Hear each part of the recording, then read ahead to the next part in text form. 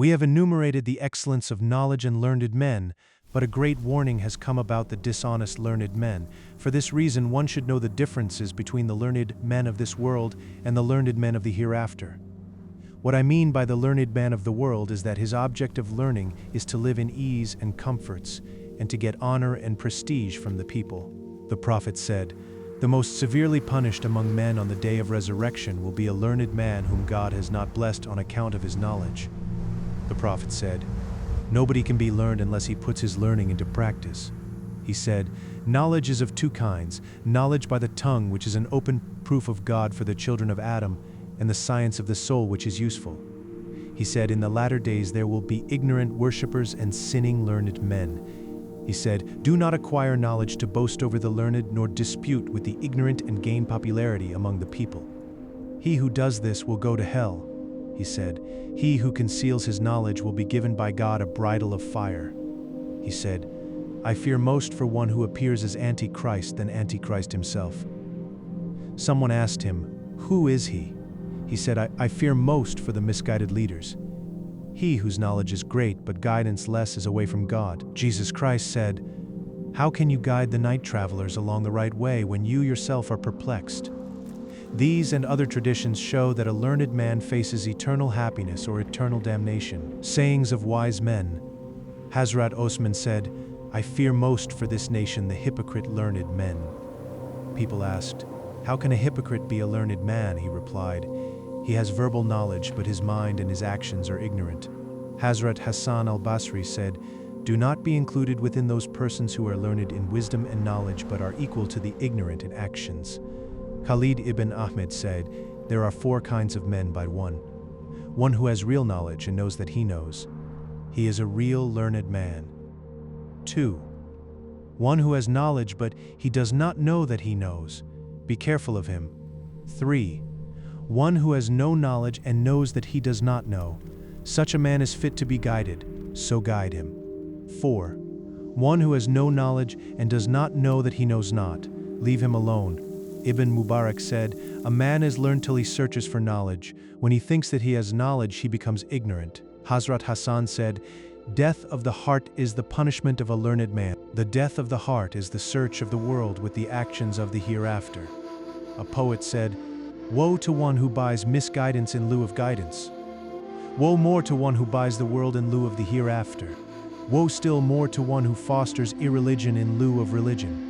The prophet said regarding a wicked learned man, "Some learned men will suffer such intense agonies of torture that the inmates of hell will seek refuge on seeing their tortures. They are the wicked learned men." The prophet said, "On the resurrection day, a learned man will be brought and will be thrown into hell. His bowels will gush forth, and he will roam with his bowels as a donkey moves round a millstone. The inmates of hell will move along with him and ask, 'What is the matter with you?' He will reply, 'I used to enjoin the people to do good, but I was not myself accustomed to do it. Used to prohibit them from evil, but I myself used to do it.' God says that the hypocrites will remain in the lowest abyss of hell as they refuse to accept truth after they acquired knowledge. There's a story of Balaam ibn Bora about whom the Quran says, 'Narrate to them the story of one to whom I revealed my signs. He rejected them. So the devil followed him and he became one of those who were misguided. He is therefore like a dog which lolls out its tongue whether you chase it or leave it alone.' This has been said about the wicked learned man.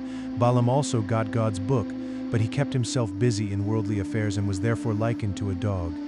Jesus Christ said, 'The wicked learned man is like a rock which has fallen into the source of a stream. It neither absorbs any water itself, nor permits it to flow out and reach the plants. The wicked learned man is also like pipes which come out of a garden full of a stench-filled smell, as it has got graves of dead men. Its outer part is cultivated, but its inner part is full of dead men's bones."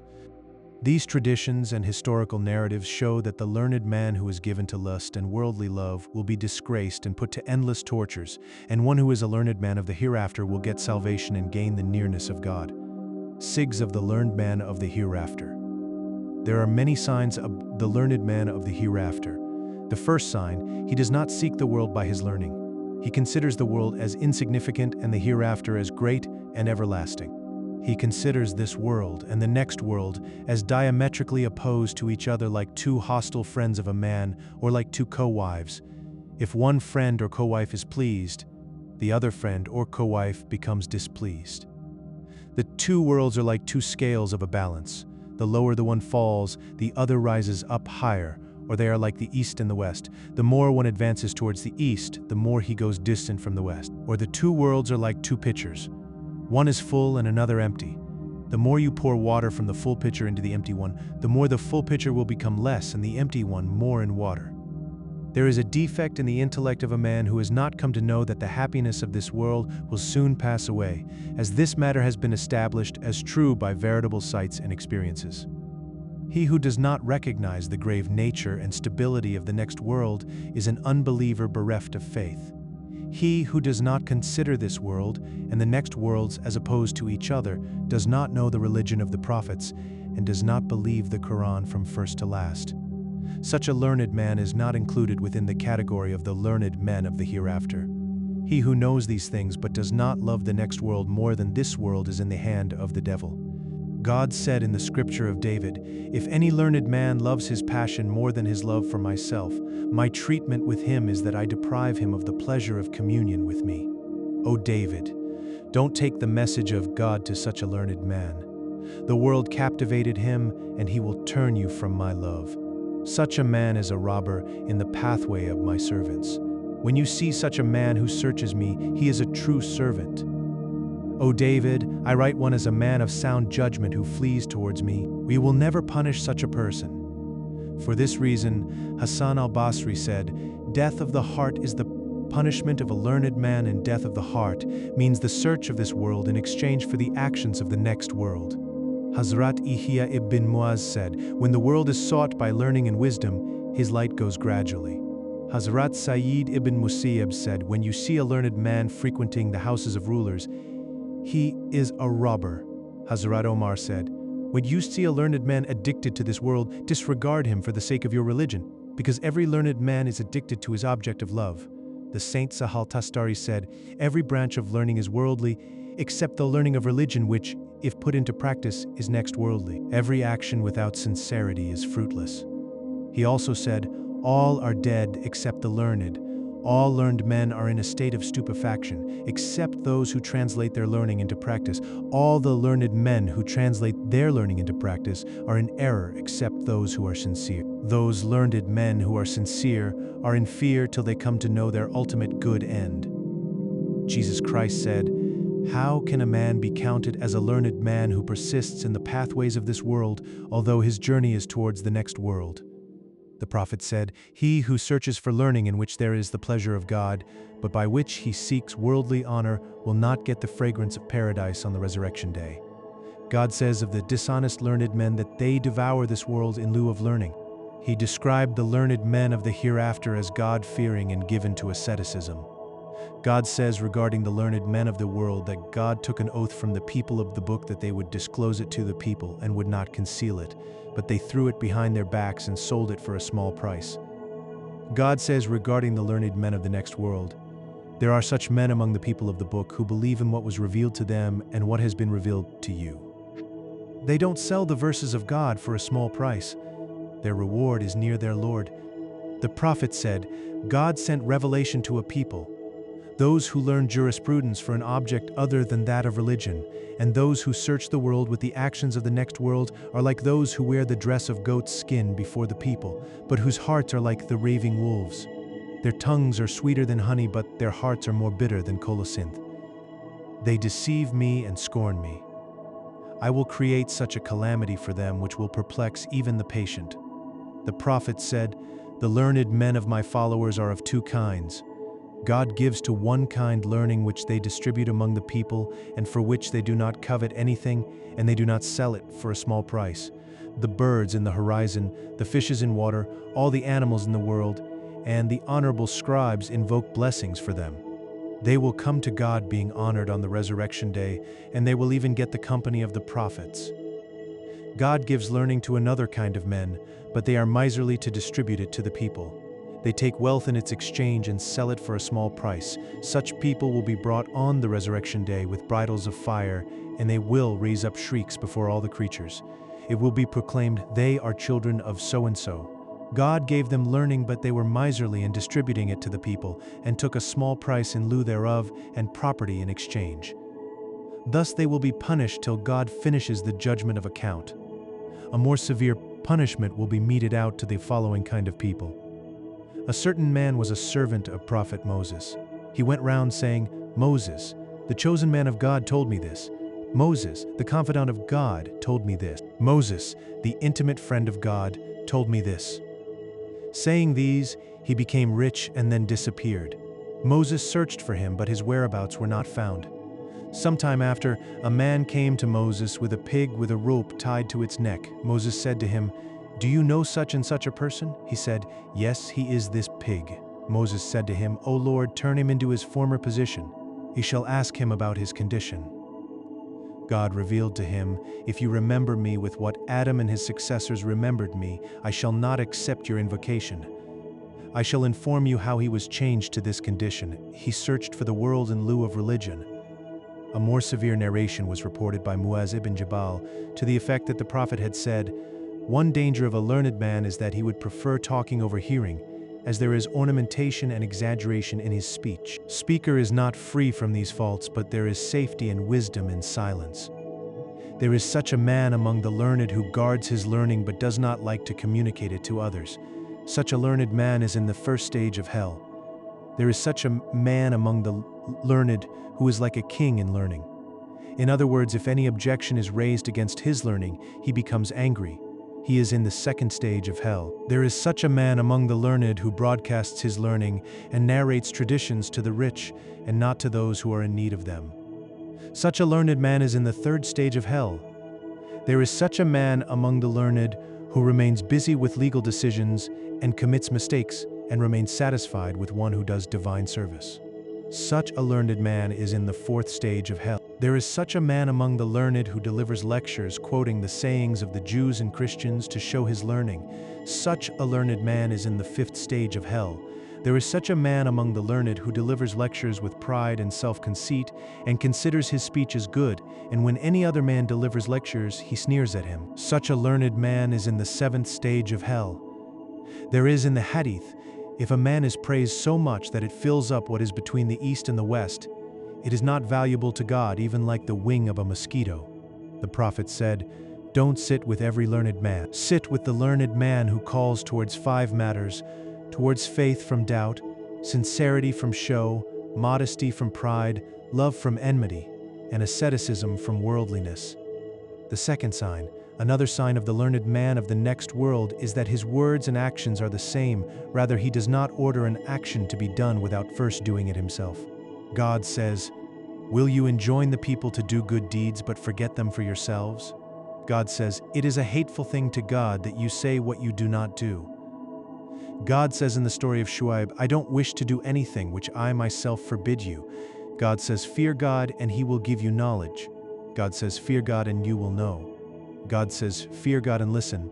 God said to Jesus Christ, O Son of Mary, take lessons to yourself and then give admonition to others. Otherwise you will be ashamed of me. The Prophet said, I passed by a party of men in the night of my ascension to heaven. Their tongues were being cut with scissors. I asked them, Who are you? They said, We used to give advice to others for good deeds, but we used not to do them. We used to prohibit evil deeds to others, but we used to do them. The Prophet said, The corrupt learned men and illiterate worshippers will be the cause of destruction of my people. The Prophet once came to his companions and said, Take to learning as far as possible, but God will not give its rewards till you translate it into action. Jesus Christ said, He who teaches good but does not translate it into action is like a woman who commits fornication in secret and becomes pregnant, but when her pregnancy is exposed, she becomes repentant. God will disgrace one before all people on the resurrection day who does not act according to his learning. Hazrat Muaz said, Beware of the learned man's error, because he is the most honored one among the people, and because the people follow his error. Hazrat Omar said, 3 things will cause the end of time. One of them is the error of the learned men. Hazrat Ibn Masud said, Soon there will come a time over the people when sweetness of heart will vanish. At that time neither the teachers nor the taught will get any benefit from learning. The hearts of the learned will be hard like a hard stone. Rains will fall on it from the sky, but it will slip away therefrom. The reason is that the hearts of the learned will be addicted to the love of this world in preference to that of the next world. God will then rob them of the fountain of wisdom and extinguish the light of guidance from their hearts. They will say to you by their tongue, "Fear God," but sin will be exposed in their actions. Tongue will then become dry and heart hard. The only reason is that the teachers will teach except for the sake of God, and the students will learn except for the sake of God.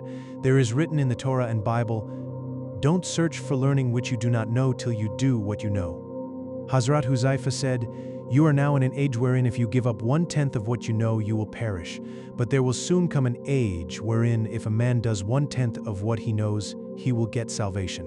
The simile of the learned man is that of a judge." The Prophet said, "Judges are of 3 classes. One class of judges judge with justice and with knowledge of truth, and they will go to paradise. Another class of judges judge unjustly with or without knowledge of truth, and they will go to hell. Another class of judges judge contrary to the laws of God, and they will go to hell." The Prophet said, "The devil sometimes will prevail over you on account of knowledge." It was questioned, "O Prophet of God, how will it happen?" He said, "The devil will say, 'Search for knowledge, but don't put it into practice till you acquire it.' So he will remain busy with the acquisition of knowledge, but will remain without action up to his death, and at the time of his death he will have no action." Hazrat Ibn Masud said, "The Quran was revealed in order that men may direct their lives according to its teachings. Direct your life according as you read it. There will soon appear such men who will keep it like an arrow, and they are not the good among you." The learned man who does not act up to his knowledge is like a patient who describes the qualities of a medicine without using it, or like a hungry man who describes the taste of a food without eating it. God said, "Woe unto you for what you utter." The Prophet said, "What I fear most from my followers is the errors of the learned and the arguments of the hypocrites about the Quran." The third sign, another sign of the learned man of the next world, is that his mind would be directed towards such learnings as will be useful for the next world and give encouragement to pious deeds. He will avoid those learnings which will bring lesser benefit and wherein there are many arguments. He who shuns the learning of practice and remains busy in arguments is like a sick man who suffers from many diseases. But when he fears death, he goes to an experienced physician and asks him many questions of the qualities of drugs and complexities of the medical profession, but he does not ask him about his own diseases. This is the height of foolishness. One day a man came to the apostle of God and said, "Teach me some of the strange things of knowledge." He asked him, "What have you done with the beginning of knowledge?" The man said, "What is the beginning of knowledge?" The Prophet replied, "Have you known God?" He said, "Yes." He asked, "What have you learnt about this truth?" He said, "What God willed." The Prophet said, "Have you known death?" He said, "Yes." He said, "How have you prepared for it?" He said, "What God willed." The Prophet said, "Go and gain experience of these things first, and then I shall teach you some of the strange things of knowledge." A student should be like Hazrat Hatem Asam, who was the disciple of Hazrat Shakik Balaki. He once asked Hatem, "How long are you in my company?" Hatem said, "For the last 33 years. He said, "What have you learnt from me during this period?" Hatem said, "I have learnt only 8 things. Shakik said, "You have not learnt except 8 things. He said, "Yes, O dear teacher, I have learnt nothing except 8 things. I don't wish to speak falsehood." He said, "Describe those 8 things to me. Let me hear them." Hatem began to describe them. "First, I looked around and beheld that every man has got an object of love, and he lives with that thing until his death. When he goes to the grave, it becomes separate from him. I pondered over the following words of God, 'We are for God, and to Him we shall return. So I have made good deeds as my object of love. When I go to the grave, my good deeds will accompany me to the grave.'" The sage Shakik said, "O Hatem, you have done well." Secondly, I have pondered over the following words of God, "As for one who fears the majesty of his Lord and refrains his soul from lust, paradise is his resting place." I have come to know that the words of God are true. I have tried my utmost to suppress my lust and remain satisfied with obeying the injunctions of God. Third, I looked around the people and found that everyone values what he possesses. Then I looked towards the following words of God, "What is with you will end, and what is with God will last." Then I began to give unto God whatever valuable things fell into my hands. Fourth, I looked around and saw that everyone puts his trust in his wealth and properties, his name and fame, and his honor and glory, and found that there is nothing in them. Then I looked towards the following words of God, The most honorable of you to God is one who is the most God-fearing among you. Then I intended to accept God-fear in my life till I am honored by God. Fifth, I looked around the people and found them slandering and cursing one another because of envy and hatred. And then I looked towards the words of God. It is I who distributed their subsistence among them in this world's life. So I gave up envy and hatred and realized that subsistence comes from God, and then I disliked the people no more. Sixth, I looked to the people and found them ungrateful to one another, and even some of them kill others, and then I looked towards the following word of God. The devil is your foe, and so take him as a foe. So I took the devil as a foe and ceased to have enmity with the people. Seventh, I turned to the people and found everyone seeking his livelihood, and for that debasing himself and committing unlawful things. And then I looked towards the following words of God. There is no animal in the earth of which the provision is not upon God. Finding that I am one of the animals whose provision is upon God, I turned towards the duties prescribed by God and entrusted my fate unto him. Eighth, I turned to the people and found that everyone placed his trust in something created, some in his wealth, some in his profession, some in his industry, and some in the health of his body, and then looked towards the following words of God. If a man relies on God, he is sufficient for him. Then I relied on God, and he is sufficient for me. On hearing Hatim, Hazrat Shakik exclaimed, Hatim, may God prosper you. He examined the Torah, the Bible, the Psalms, and the great Quran, and found that all these center around these 8 things, and he who puts them into practice follows these 4 books. In short, the learned men of the hereafter seek and acquire knowledge, but the learned men of the world are engaged in acquiring wealth and name and fame and give up those learnings for which God sent the prophets. The 4th sign, another sign of the learned man of the next world, is that he has got no attraction for various kinds of foods and drinks, luxury and dresses, furnitures and houses, but rather he adopts a moderate course in all these things following the earlier sages, and he is best satisfied with the least of everything. The less a man is attracted towards luxuries, the more he will be close to God, and the more he will be in the association of the learned men of the hereafter and in rank. Abdullah ibn Khawaz used to keep company with Hazrat Hatim Asem, and he said, once I with 320 pilgrims went to Ra'i along with the sage Hatim Asem. We had foodstuffs with us and not food. We went to a merchant who was well known for his love of the poor. We became his guests that night. He said the next day to the sage Hatim, have you got any necessity with me? You wish now to go to see an ailing theologian. Hatim said, visiting the sick is no doubt meritorious, but looking after the poor is worship. I will go along with you. The sick man was Muhammad ibn Muqatil, the judge of Ra'i. When we came near his gate, we looked at his lofty and beautiful palace. Hatim thought for a moment and then said, is this the condition of the house of a learned man? After permission, we entered the house and found it very beautiful and spacious, with carpets spread all over the floor and screens of varied colors hanging. The judge lay down on a soft mattress, and a servant was standing with a fan near his head. The merchant asked about his health, but Hatim stood silent. Being requested to sit, he did not sit, but asked the judge, from whom have you got your learning? He said, from the companions of the apostle of God. He asked him, from whom did the companions learn? He said, from the apostle of God. He asked, from whom did the apostle of God learn? He said, from Gabriel, and he learned from God. Hatim asked, have you found in their learnings that to God the rank of a man whose palace is high and spacious is greater? He said, no. He asked, what then have you found? The judge said, I found therein that a man who renounces the world, turns his attention towards the next world, loves the poor, and proceeds towards the hereafter has got a great rank near God. Hatim said to the judge, whom have you followed? The prophets or their companions, or the pious men, or Pharaoh and Namrud, who erected lofty buildings with bricks? The dishonest learned men like you are fools. Then he went away from that place. Ibn Muqatil's sickness became thereafter acute, and the inhabitants of Ra'i came to know what passed between him and Hatim. They said to Hatim, the palace of Tanafusi and Qazawin is more lofty and spacious.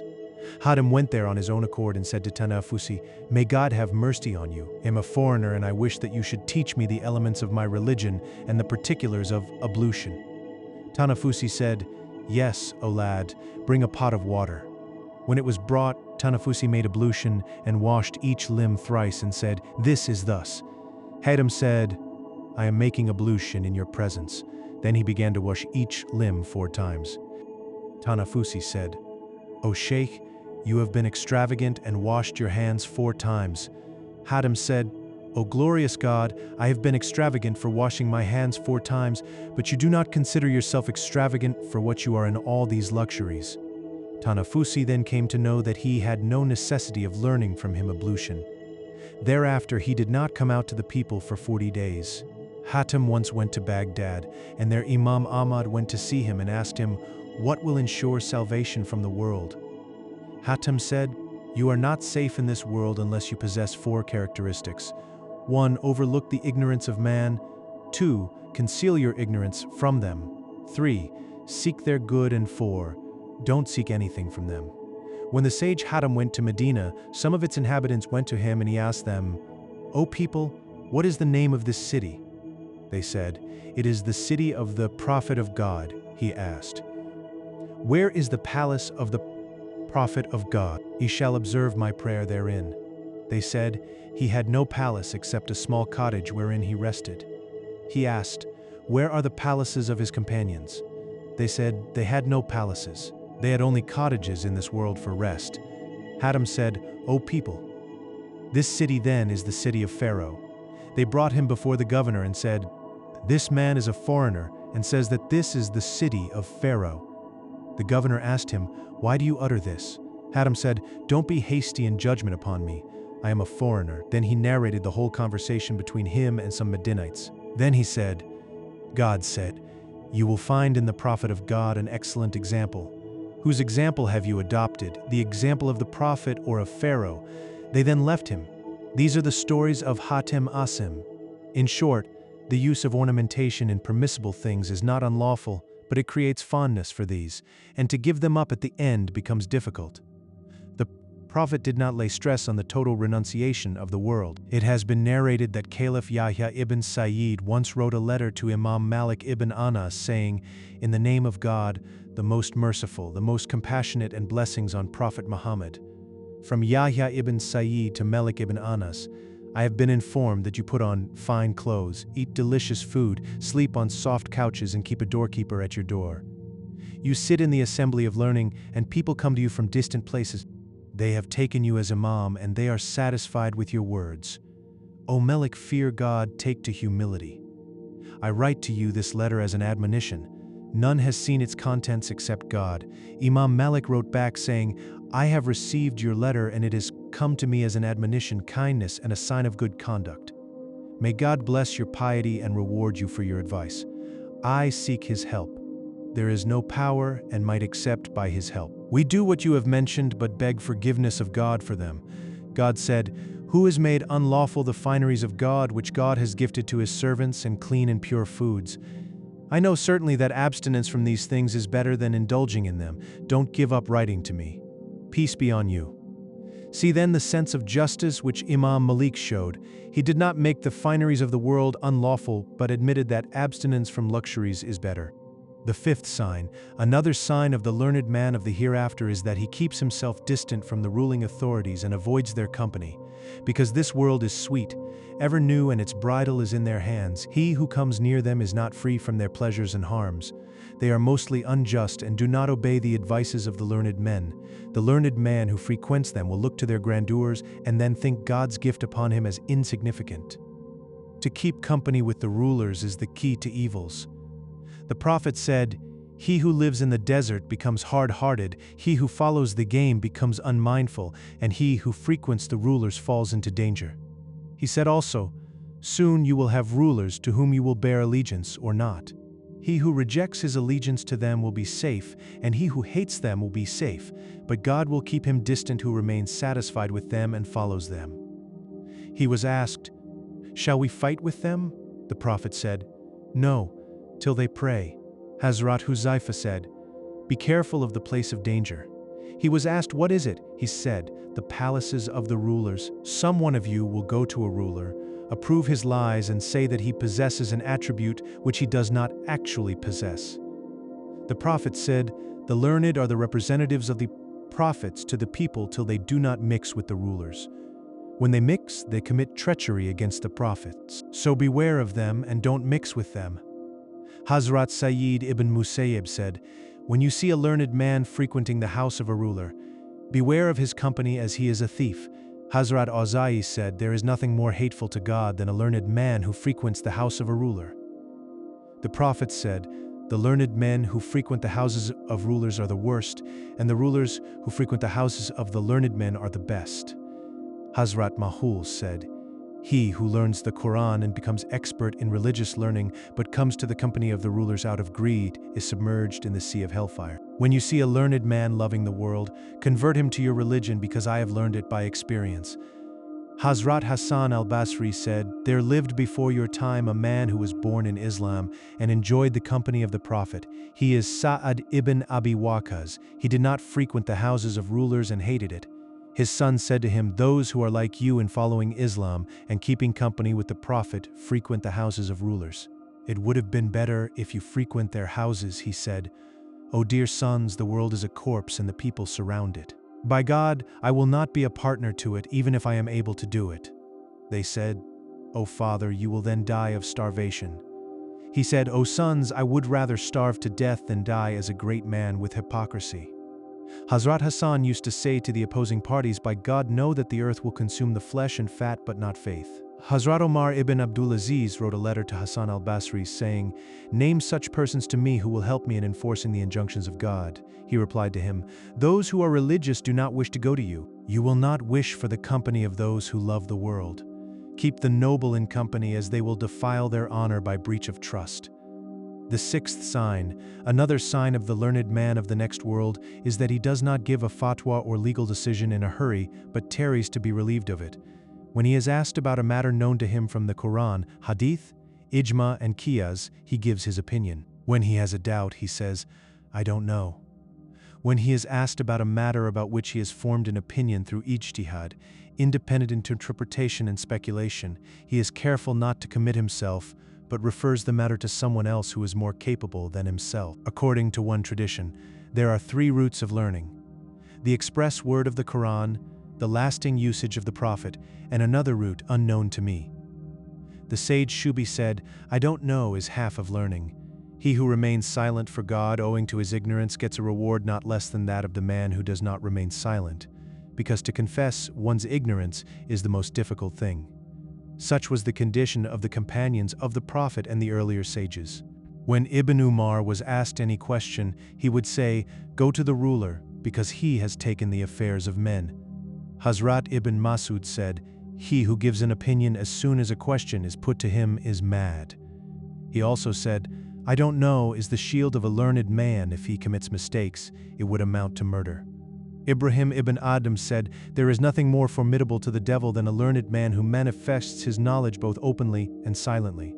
The devil says, "Look at this man. His silence is severer to me than his speech." Some wise man said, 'There are Abdals in the world. Their meal ends when they are still hungry. They sleep when it overcomes them. Their words end only in necessary talks. In other words, they do not speak unless asked, and they remain silent when a sufficient reply is obtained from others. When compelled, they reply.' Ibn Umar used to say, 'Do you wish to use us as a bridge over which you wish to cross over to hell?' Abu Hafs Nishapuri said, 'A learned man is he who fears the day of questions, who fears that he will be asked on the resurrection day, "Wherefrom have you got this answer?" The Prophet said, 'I don't know whether Uzair was a prophet or not, whether Tuba was accursed or not, whether Zul-Qarnain was a prophet or not.' When asked about the best and worst places on the earth, the Prophet said, 'I don't know. But the Almighty God said to me that the best place is the mosque and the worst place is the market.' When Hazrat Ibn Umar was asked 10 questions, he replied only to one and not others. Hazrat Ibn Abbas replied to 9 and did not reply to one. Someone said that among the jurists, the greater number were men who used to say, 'We don't know,' than the numbers who used to say, 'We know.' Sufyan Sawri said, 'Malik ibn Anas, Ahmad ibn Hanbal, Fuzail, Bashar and others were among the former.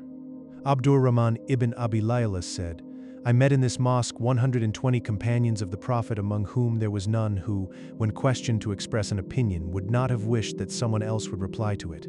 It is narrated that when somebody presented something to someone of al-Sufa, he would give it to another, who would give it to another, and so on, until it finally came back to the first one. Now see what was the condition of the learned men of that age, and what is the condition now.' The Prophet said, Let not the people seek a legal decision except from three persons, a ruler, or a person to whom power is delegated, or a religious man.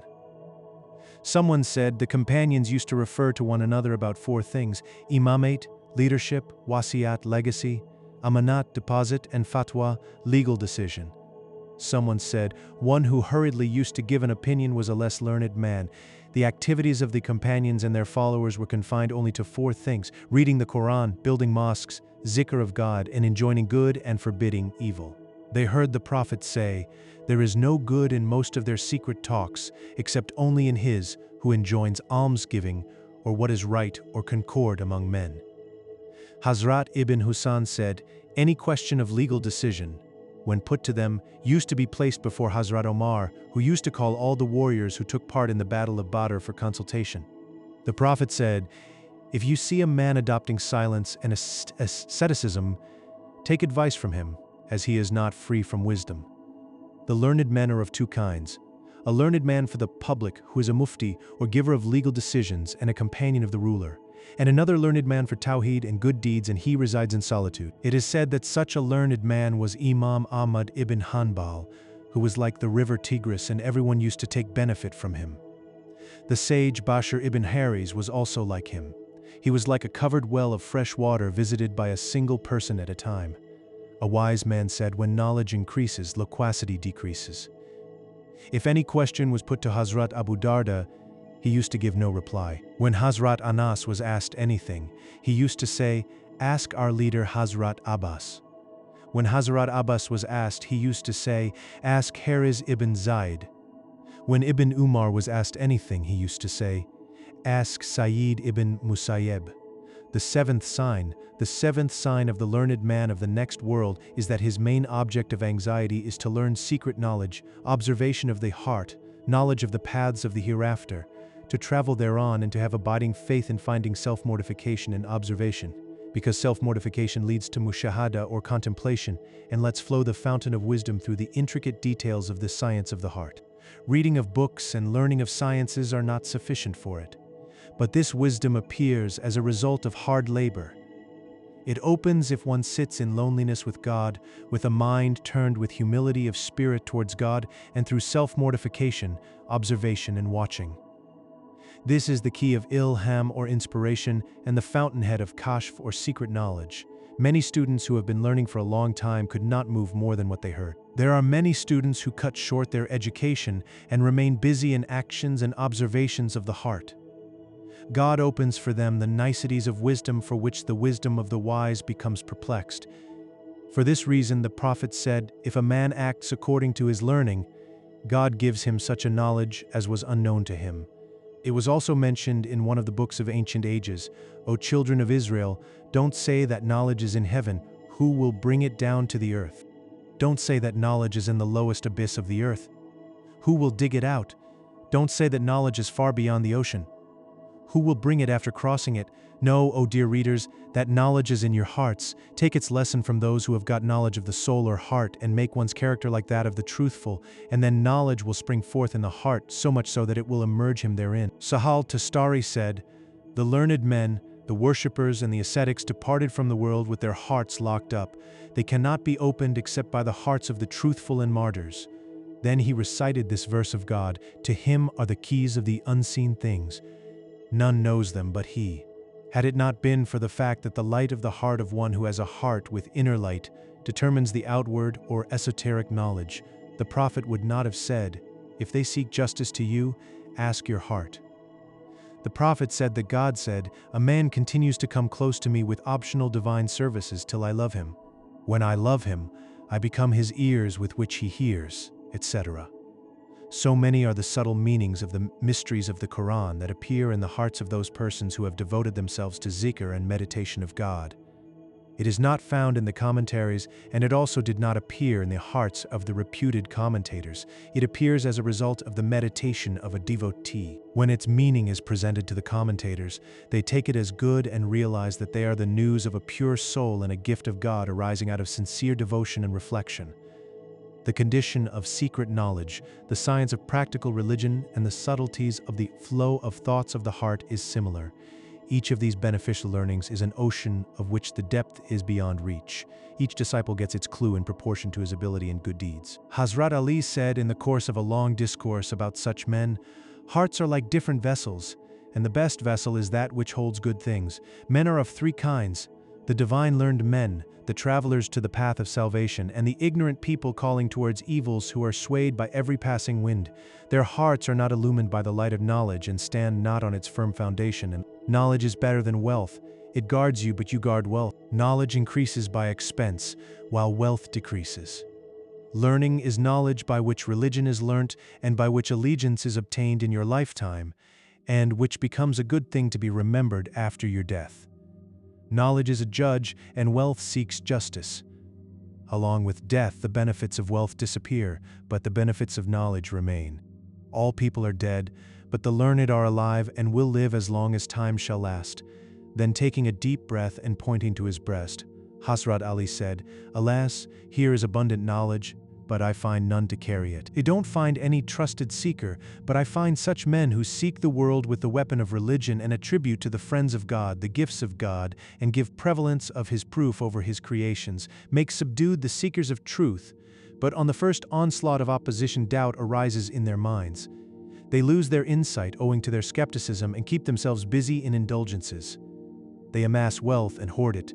O God, thus will knowledge perish when its people will die. The world will not be free of men who will establish religion secretly and openly in order that the proofs of God are not obliterated. They will be few in number, but they will be great in honor. They will be lost openly, but their pictures will reign in hearts. God will preserve his religion through them. They will leave the religion for their successors and will plant it in the hearts of the young. The real nature of knowledge will be disclosed with their help. They will get good news from the life of sure faith. They will make easy what the rich think difficult, and they will make clear what the heedless think obscure. They will keep company with the world with their bodies, but their souls will be kept hanging in lofty places. They are servants of God among his people, his trustees and deputies on the earth." Then he wept and said, "How eager I am to meet them." These are the attributes of the learned men of the next world, which can be gained by constant actions and sincere efforts.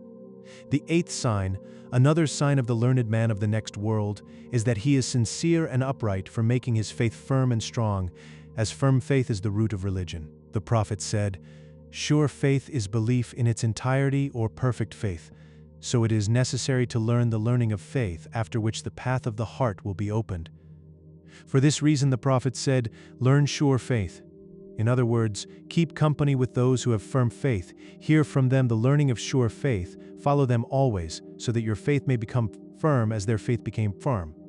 A little sure faith is better than many actions. When two persons, one of whose sure faith was good but whose sins were more, and another whose actions were more and faith little, were mentioned to the Prophet, he said, "There is no man without sin. One whose intellect is short and faith sure cannot be injured by sin, because whenever he commits a sin, he repents and seeks forgiveness. Thus his sins are expiated, and his virtues remain intact, and he enters paradise." For this reason, the Prophet said, "Among the things you have been given, the least is firm faith and determination for patience. Whoever is given a special share of these two has got faith even if he misses prayer at night and fasting by day." Luqman advised his son, "O dear son, action is not possible except through firm faith in religion. A man cannot act except in proportion to his sure faith, and his action does not decrease except when his sure faith decreases." Ihya ibn Muaz said, "Tawheed monotheism has got light and shirk polytheism fire." The light of Tawheed for the sins of the monotheists is more warm than the fire of polytheists for their virtues. Here light means sure faith. God referred to those who have sure faith several times in the Quran and pointed out also that through faith they receive his blessings. The reply to the question, what is meant by yakin or sure faith, is as follows. The philosophers and the scholastic theologians say that its meaning is faith in objects beyond doubt. There are four states of a person when he is eager to know the truth of a thing. Firstly, when truth and falsehood are equal in the mind of a person, such a state is called doubt. Secondly, if the mind inclines more to a thing out of the two states, and if the mind knows that it may be otherwise, the first state will be stronger.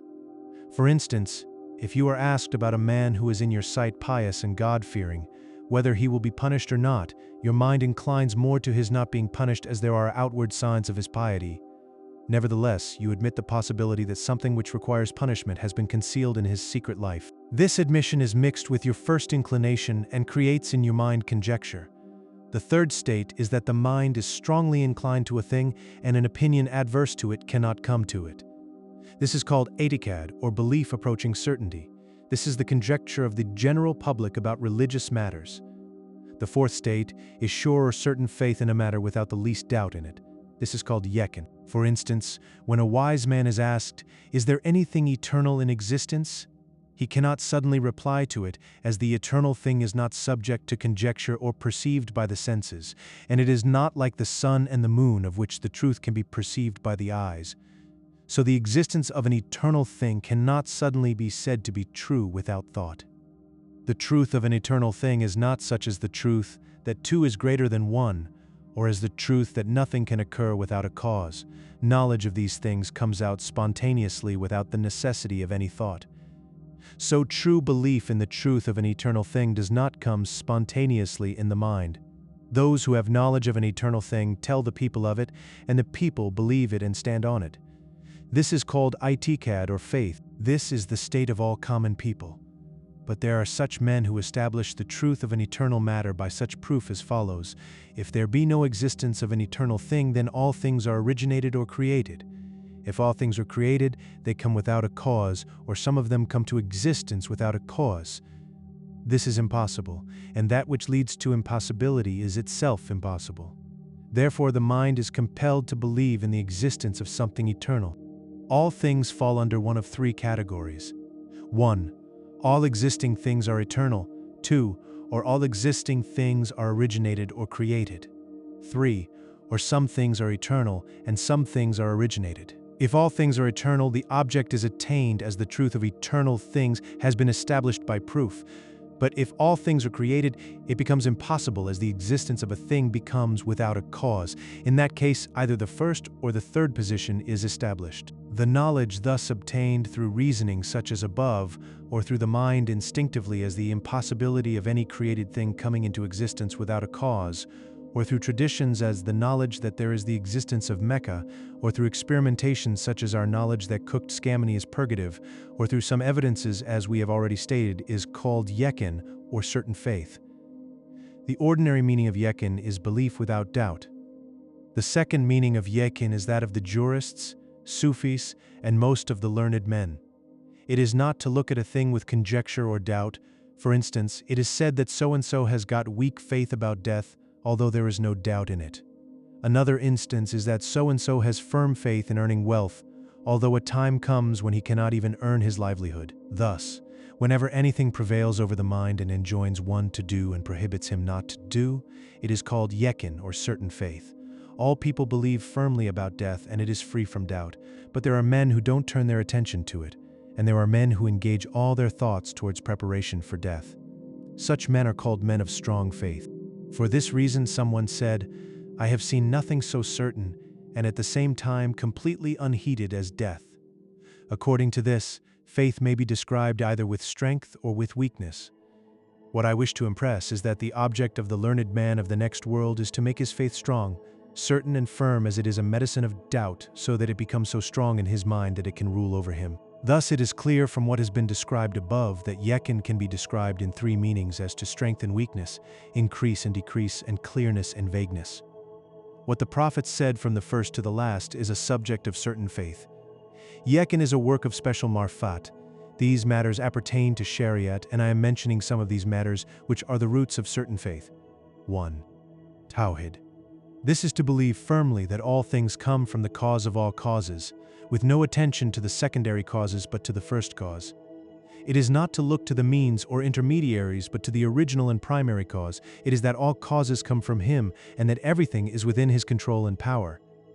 It is that everything is subject to His will and nothing has got any will of its own. If one has got sure faith in this Tawheed, his wrath on others, hatred for others, and jealousy for others vanish away, and his will remains supreme in his mind. Then to him the means or intermediaries become like hand and pen. He does not express gratefulness to hand and pen, as he considers them as weapons and means.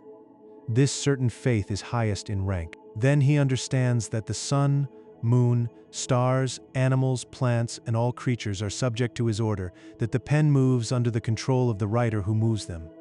2. From this, his faith that God provides every man with subsistence grows strong.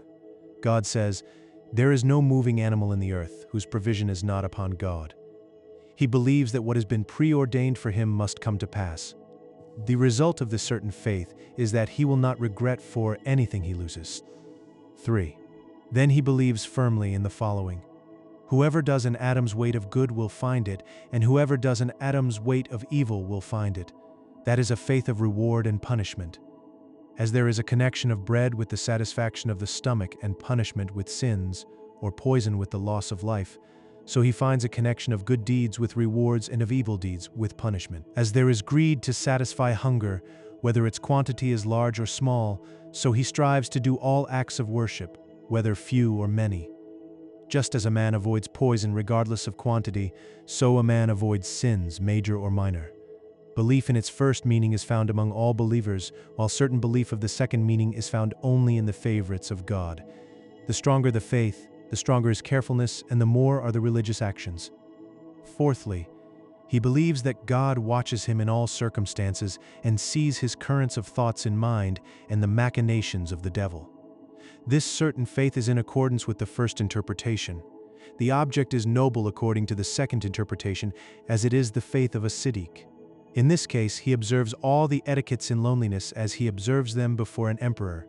For this reason he makes his heart more pure and clean than his body. In this condition, shame, fear, humility, peace, modesty, and all other praiseworthy qualities appear in him. So certain faith is the root, and its branches are many. The ninth sign, another sign of the learned man of the next world, is that he becomes humble and adopts silence. The effect of God-fear appears on his body, dress, character, movements, speech, and silence. If any man looks at him, it reminds him of God, and his nature and character are proofs of his action. His eye is a mirror of his mind. The signs of the learned man of the hereafter are recognized in his face: tranquility, modesty, and freedom from pride and vanity. A certain wise man said, "God has not given a man a garment better than the garment of God-fear. It is the garment of the prophets, Siddiqs, Purs, and the learned men." The sage Sahal Tastari divided the learned into 3 classes. One class are those who are well acquainted with the commands of God, but not the punishment of God. They are examined by lawful and unlawful things. Such a kind of learning is God-fear, which cannot be inherited. 2. Another class are those who have got knowledge of the commands of God and his punishments, and they are the ordinary believers. 3. Another class are those who have knowledge of God, his commands, and punishments. They are Siddiqs, and God-fear and humility become strong in their minds. Hazrat Omar said, "Acquire knowledge and therefore acquire tranquility, gravity, and patience. Humble yourselves before your teacher, and let your students do the same before you. Be not among the proud learned men, lest your knowledge encourages ignorance." There is in a tradition, "There are such good men among my followers who rejoice getting the mercy of God and weep secretly for fear of his punishment. Their soul is in the earth, but their wisdom is in the hereafter. They walk with modesty and come close to God through the means of his grace." Hazrat Hassan al-Basri said, "Patience is the vizier of knowledge, kindness its father, and humility its garment."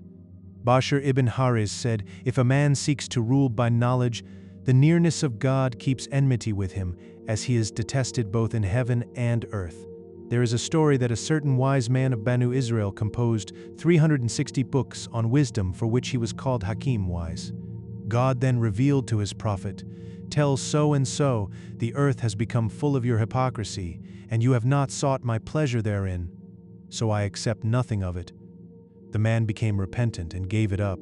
He began to mix with the people and roamed in the streets, befriending all the children of Israel, and he humiliated himself.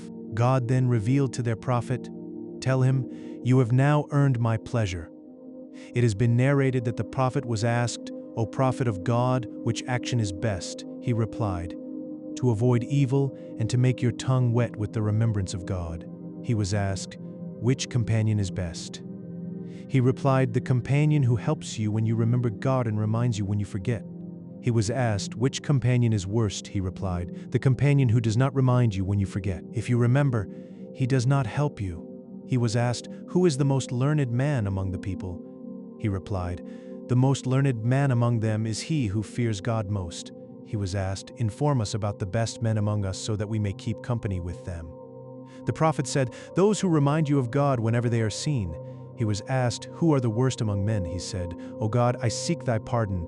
They said, "Tell us, O Apostle of God." He said, "The corrupt learned men." The Prophet said, "Those who have been the most God-fearing in the world will be the most secure in the hereafter. Those who have wept much in the world will laugh most in the hereafter. Those who have suffered most in the world will be the happiest in the hereafter." Hazrat Ali said in his sermon, "This is my responsibility, and I am pledged for the following. The crops of nobody will wither if they were planted with piety. The roots of no tree will get thirsty if they were raised with righteousness. The most ignorant man is he who knows not the honor of God-fear. The worst man to God is one who gathers knowledge from every quarter and yet remains covered in the darkness of trials. The worst man calls such a man a learned man, while he has not lived a single day in learning. He gets up in the morning from sleep and searches for an increase of wealth. He goes after greater knowledge, little knowing that a little knowledge of the right kind is better than a great deal of knowledge which detracts man from God. He lives in doubts and skepticism like living in the spider's web, and does never know whether he committed a mistake or not." Hazrat Ali said, "When you hear the word of knowledge, remain silent and don't mix it with frivolous talks. It will yield no fruit." Someone said, "If a teacher possesses 3 qualities, gifts become perfect on a student: patience, humility, and good conduct. When a student possesses 3 qualities, gifts become perfect on a teacher: intelligence, good manners, and keen understanding." In short, the qualities which the Quran mentions are found in the learned men of the hereafter, as they learn the Quran for actions and not to acquire name, fame, power, and prestige. Certain wise man said, 5 qualities inferred from 5 verses of the Quran are the signs of the learned men of the hereafter: God-fear, humility, modesty, good conduct, and love of the hereafter more than that of the world, which is asceticism. Fear of God is based on the following verse: "Of his servants, the learned fear God most." Humility is based on the following verse: "They are humble to God and they barter not his verses for a small price." Modesty is based on the following verse: "And lower your wing for the believers." Good conduct is based on the following verse: "You have become gentle to them on account of the mercy of God." Asceticism is based on the following verse: "But they to whom knowledge has been given said, Woe to you, the reward of God is better for one who believes and does good deeds." When the Prophet read this verse, if God wishes to guide anyone, he expands his breast for Islam. He was asked as to the meaning of the expansion of the breast, and he said, "This is light. When it is cast into the heart, it expands." He was asked, "Has it got any sign?" The Prophet replied, "Yes, to be separate from this world of deceit, to turn to the hereafter, and to prepare for death before it actually comes." The 10th sign, another sign of the learned man of the next world, is that he studies the learning of practice and avoids such learnings as destroy actions, keep the mind anxious, and provoke evils. The root of religion is to be careful of evil deeds. For this reason, a poet said, "I have not known evil for evil's sake. I have not known it but to live. He who is ignorant of the evil of men falls into it although he is wise." Hassan al-Basri was the man whose words had the greatest similarity to those of the Prophet and whose ways of life were nearest to those of the companions. He was asked, "O Abu Sa'id, you utter such words which nobody knows except you. Where from have you got them?" He said, "From Huzaifa." Huzaifa was asked, "You utter such words which no companion heard except you. Where from have you got them?" He said, "From the Messenger of God." He was always asked about good deeds, but Huzaifa used to ask him about evil deeds, so that I may not fall therein. The companions were wont to ask the Prophet, "O Apostle of God, what are the rewards of one who does such and such good deeds?" I used to ask him, "O Apostle of God, what corrupts the deeds?" So Hazrat Huzaifa had special knowledge about hypocrisy, hypocrites, and the subtleties of dangers and difficulties. The natural way of the actions of the learned men of the hereafter is to make efforts about the different conditions of the heart. But this knowledge is now rare. Whenever anything of it is presented to a learned man, he expresses wonder at it and says that it is the deception of one who believes sermons. A poet said, "The true path is one out of many paths. Very few are sojourners on this path. Their goal is obscure. They are unknown. Slowly and steadily they march to their destination. People are indifferent to their goal. Ignorant also are they of the true path. It has been said that at Basra there were 120 men of scholastic theology regarding speech and zikr, but there were only 3 men regarding the knowledge of yaqeen or certain faith and the conditions of the soul and secret attributes. They were Sahal Tastari, Shubi, and Abdur Rahman. The 11th sign. Another sign of the learned man of the next world is that he relies on his insight and knowledge which enlighten his heart, and not on books and what he learns from others. His object of following is what the lawgivers said and enjoined. The companions believed blindly what they heard from the Prophet, and they put it into practice. He from whose soul the screen has been removed and whose soul has been illumined with the light of guidance is an object to be followed, and he should not follow others besides him. For this reason, Ibn Abbas said, "There is nobody except the Apostle of God whose knowledge is not sometimes followed and sometimes rejected." One sage said, "We placed in our hearts and in our eyes what we received from the Prophet. We accepted something of what came from the companions and rejected something. Their successors were mere men like ourselves.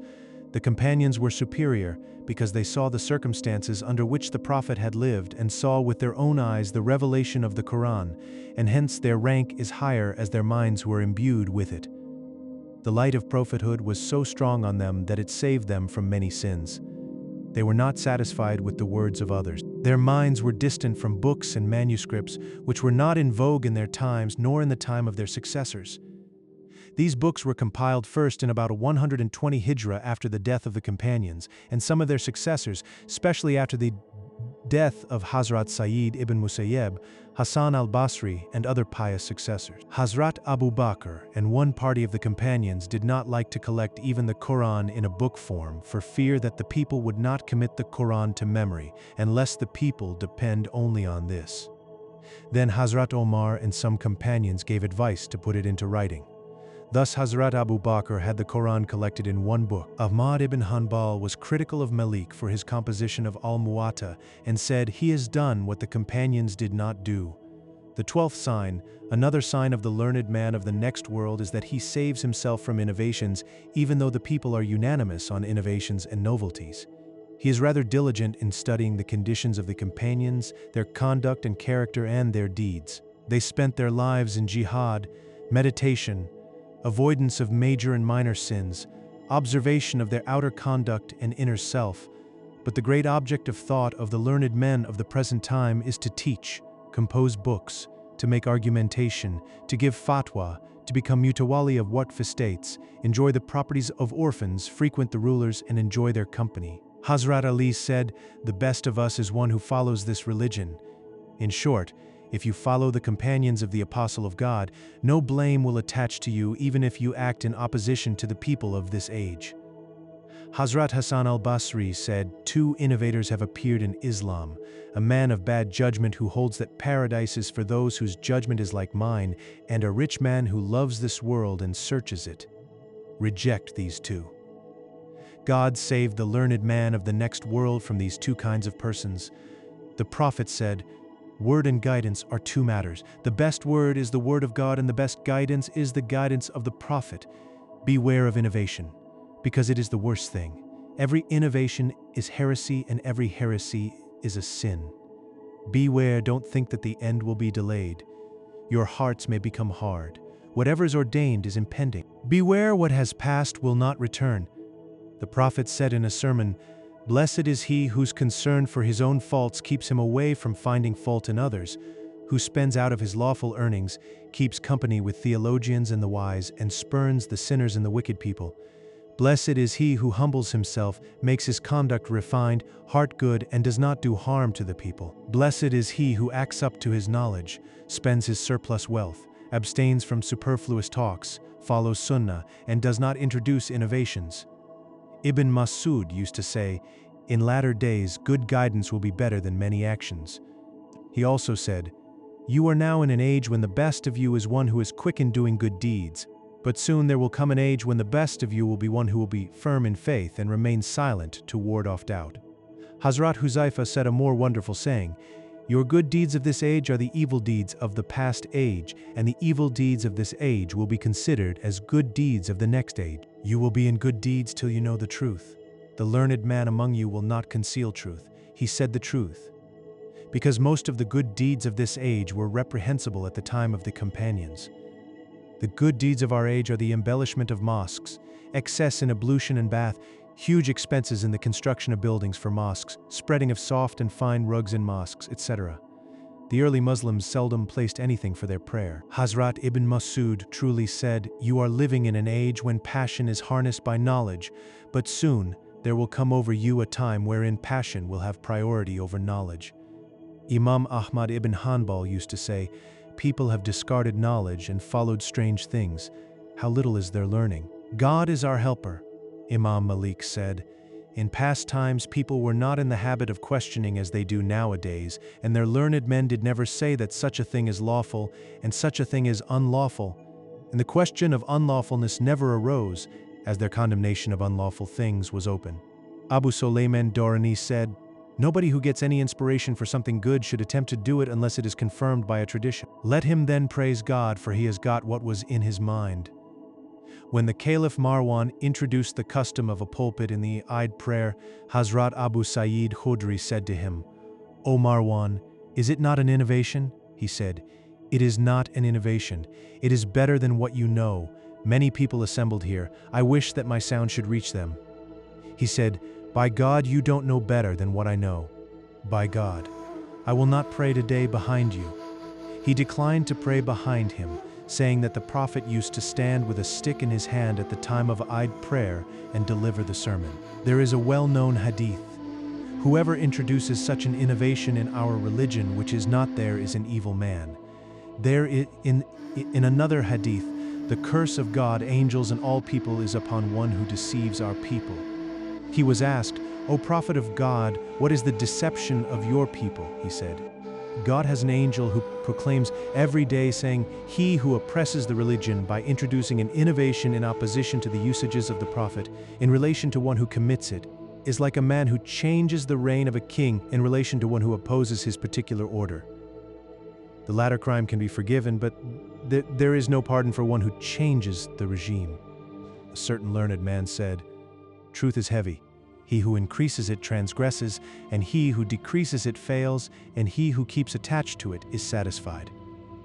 The Prophet said, "Adopt the middle course. He who goes in advance retards it, and he who remains behind advances." God says, "Avoid those who make their religion a sport and pastime." God says, "Have you seen one who considers his evil as good, and it appears to him all right? What has been introduced as an innovation after the companions, and what is unnecessary appertain to sport and pastime?" These are the 12 signs of the learned men of the next world, and every quality was found in the learned men of early ages. Be therefore one of the two. Either be imbued with these attributes, or be repentant after admitting your sins and faults. But never be the third one, as in that case doubt will arise in your mind. If you take the weapons of the world in lieu of religion, follow the conduct of the transgressors, and if you take to ignorance and the refusal of faith, you will reside with those who are doomed to destruction and despair.